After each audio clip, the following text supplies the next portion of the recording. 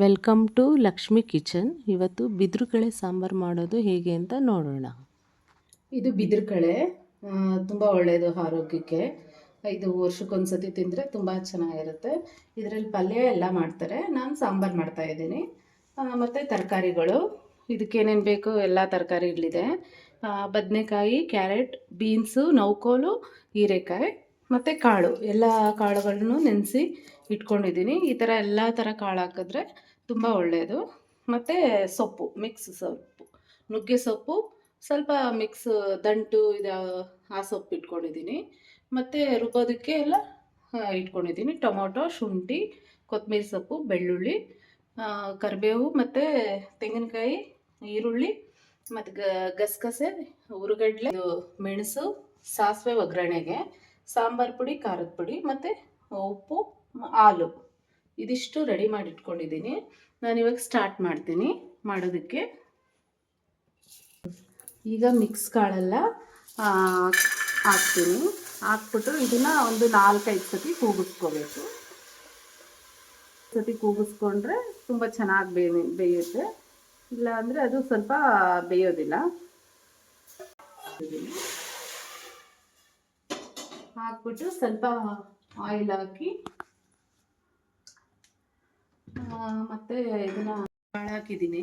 ಈಗ ಬಿದಿರು ಕಳೆನೂ ಒಟ್ಟಿಗೆ ಹಾಕಿ ಕೂಗಿಸ್ಕೊಳ್ಳೋದು. ಎರಡು ಒಟ್ಟಿಗೆ ಹಾಕಿದ್ರೆ ಅದು ಎಲ್ಲನೂ ಚೆನ್ನಾಗಿ ಬೇಯ್ತದೆ. ಮತ್ತು ಮುಚ್ಚಳ ಹಾಕ್ಬಿಟ್ಟು ಕೂಗಿಸ್ಬಿಡೋಣ. ನೆನೆಸಿರೋ ಕಾಳು ಬಿದ್ರು 4 ವಿಸಿಲ್ ಹಾಕಬೇಕು. ನಾನು ರುಬ್ಬೋದಕ್ಕೆ ಸ್ಟಾರ್ಟ್ ಮಾಡ್ತೀನಿ. ಫಸ್ಟಿಗೆ ತೆಂಗಿನಕಾಯಿ ಹಾಕೋತಿದ್ದೀನಿ. ಆಮೇಲೆ ಈರುಳ್ಳಿ ಹಾಕೋತಾ ಇದ್ದೀನಿ ರುಬ್ಬೋದಕ್ಕೆ.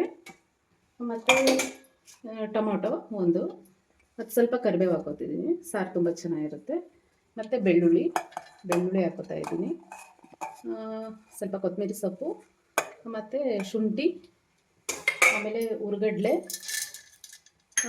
ಸ್ವಲ್ಪ ಗಸಗಸೆ, ಸಾಂಬಾರು ತುಂಬ ಚೆನ್ನಾಗಿರುತ್ತೆ. ಮತ್ತು ಮೆಣಸು, ಇದಿಷ್ಟು ಹಾಕಿ ರುಬ್ಕೊಳ್ತೀನಿ. ಈಗೆಲ್ಲ ರೆಡಿಯಾಗಿದೆ ರುಬ್ಬಕ್ಕೆ. ಈಗ ರುಬ್ಕೊಳ್ತೀನಿ.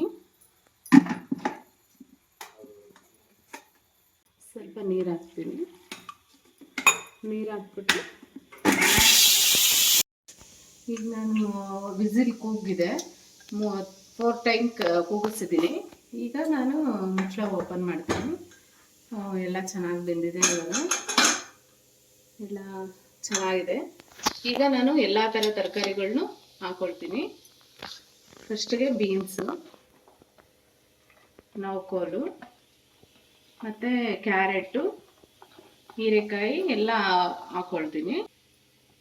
ನಾನು ನೀರಿಗೆ ಹಾಕಿ ಇಟ್ಕೊಂಡಿದ್ದೆ, ಕಪ್ಪಾಗುತ್ತೆ ಅಂತ ಇದನ್ನು ಹಾಕ್ತಾಯಿದ್ದೀನಿ. ಮತ್ತು ಇವಾಗ ಇದು ಒಂದು ಟೊಮೊಟೊ ಹಾಕ್ಕೊತೀನಿ. ಈ ರುಬ್ಬಕ್ಕೂ ಹಾಕ್ಕೊಂಡಿದ್ದೀನಿ.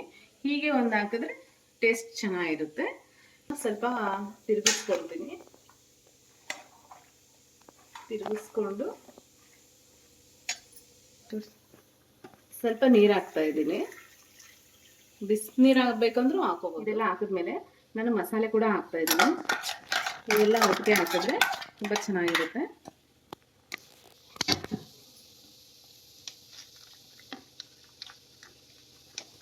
ಎಲ್ಲ ಒಟ್ಟಿಗೆ ಬೆಂದರೆ ತುಂಬ ಟೇಸ್ಟ್ ಚೆನ್ನಾಗಿ ಬಿಟ್ಕೊಡ್ತದೆ.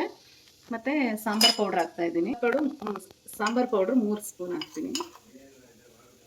ಬೇಕು ಅಂದರೆ ಹಾಕೋಬೋದು, ನೋಡ್ಕೊಂಡು ಹಾಕೋಬೇಕು. ಪುಡಿ 1 ಸ್ಪೂನ್ ಹಾಕ್ತಿದ್ದೀನಿ. ಖಾರ ಎಲ್ಲ ಬೇಕಲ್ಲ, ಟೇಸ್ಟ್ ಇನ್ನೂ ಚೆನ್ನಾಗಿರುತ್ತೆ. ನೋಡ್ಕೊಂಡು ಖಾರನೆಲ್ಲ ಹಾಕೋಬೋದು. ಈಗೆಲ್ಲ ಮಿಕ್ಸ್ ಮಾಡಬೇಕು.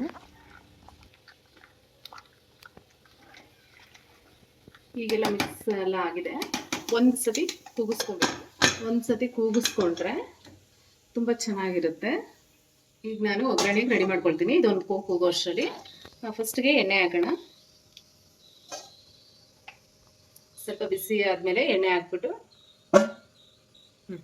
ಈಗ ಆಯಿಲ್ ಹಾಕ್ತಿದ್ದೀನಿ.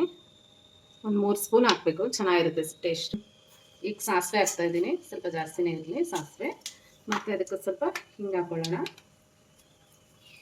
ಟೇಸ್ಟ್ ಚೆನ್ನಾಗಿರುತ್ತೆ. ಈರುಳ್ಳಿ ಹಾಕ್ತಿದ್ದೀನಿ. ಆಮೇಲೆ ನಾನು ಕರಿಬೇವು ಹಾಕ್ತೀನಿ, ಯಾಕೆಂದರೆ ಸಿಡಿದಿರುತ್ತೆ. ಸ್ವಲ್ಪ ಎಲ್ಲ ನೀಟಾಗಿ ಬಾಡಿಸ್ಕೋಬೇಕು. ಚೆನ್ನಾಗಿ ಬಾಡಿಸ್ಕೊಂಡ್ರೆ ಸ್ಮೆಲ್ ಚೆನ್ನಾಗಿರುತ್ತೆ. ಒಗ್ಗರಣೆ ಚೆನ್ನಾಗಿ ಹಾಕ್ಬೇಕು, ಅದು ಟೇಸ್ಟ್ ತುಂಬ ಚೆನ್ನಾಗಿ ಬಿಟ್ಕೊಳ್ತೈತೆ. ತುಂಬ ಚೆನ್ನಾಗಿ ಬೆಂದಿದೆ, ಈ ಥರ ಆಗಬೇಕು ಒಗ್ಗರಣೆ, ಆವಾಗ ಸಾಂಬಾರು ತುಂಬ ಟೇಸ್ಟಿಯಾಗಿರ್ತದೆ. ಈಗ ಒಗ್ಗರಣೆ ರೆಡಿಯಾಗಿದೆ. ಕುಕ್ಕರ್ ಮುಚ್ಚಳ ತೆಗಿತಾ ಇದ್ದೀನಿ. ಈಗ ಸಾಂಬಾರು ರೆಡಿಯಾಗಿದೆ. ಒಗ್ಗರಣೆ ಹಾಕಿದ್ರೆ ಚೆನ್ನಾಗಿ ಸ್ಮೆಲ್ಲೆಲ್ಲ ಚೆನ್ನಾಗಿ ಬರ್ತಿದೆ. ಈಗ ಒಗ್ಗರಣೆ ಹಾಕೋಣ.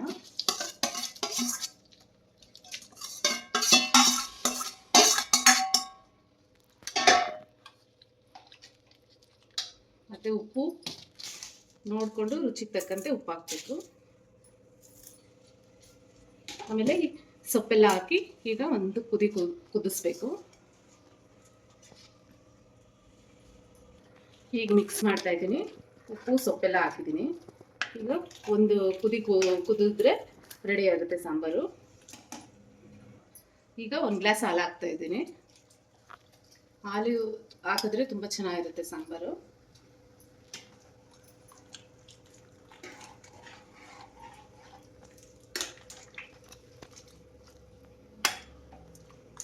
ಕುದ್ದಿದೆ, ಇವಾಗೆಲ್ಲ ರೆಡಿಯಾಗಿದೆ ಸಾಂಬಾರು. ತುಂಬ ಚೆನ್ನಾಗಿ ಬೆಂದೈತೆ. ಈಗ ಒಂದು ಬಟ್ಲಿಗೆ ಹಾಕೊಳ್ತೀನಿ.